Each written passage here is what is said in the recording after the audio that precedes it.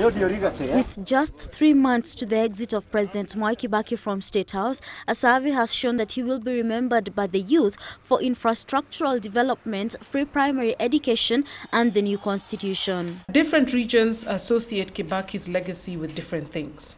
So that in northeastern, half of the people there mentioned the new constitution. At the coast, 46% mentioned free primary education as what they would remember his legacy for. In Nairobi and Central, it is infrastructure that he will be remembered for. In Nyanza, 30% mentioned free primary education, another 26% mentioned infrastructure. In Western, they mentioned free primary education as the main thing. And then in Rift Valley, they mentioned 3 things almost equally: the new constitution, infrastructure, and free primary education. Away from that, he will also be remembered for economic growth at 7.7%, peace and stability at 4.3%, coalition government at 3.9%, improved security at 2.6%, and food security at 2.4%. Prime Minister Raila Odinga, according to the poll, is still the most popular candidate at 35% among the youth, followed by Deputy Prime Minister Uhuru Kenyatta at 25%. As of now, it's not issue-driven.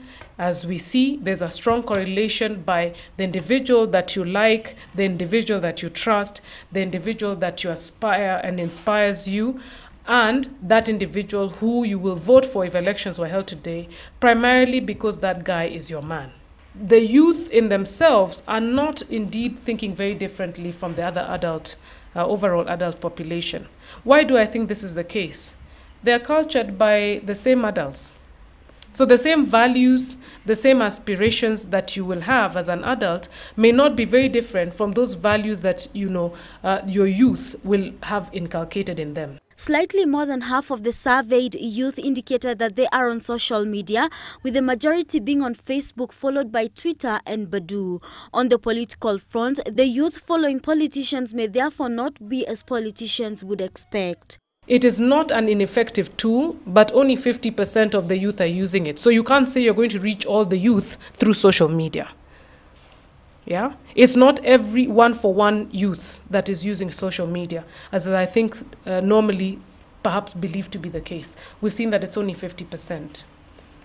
In the rural areas, it's even lower. It's 40% of rural youth who say they have occasioned to use social media. And in the urban areas, we have 60% saying they have occasioned to use social media. The survey was conducted between the 29th of October and the 1st of November, with 1,500 respondents representing over 19 million adults. Nancy Njoki, GBS News.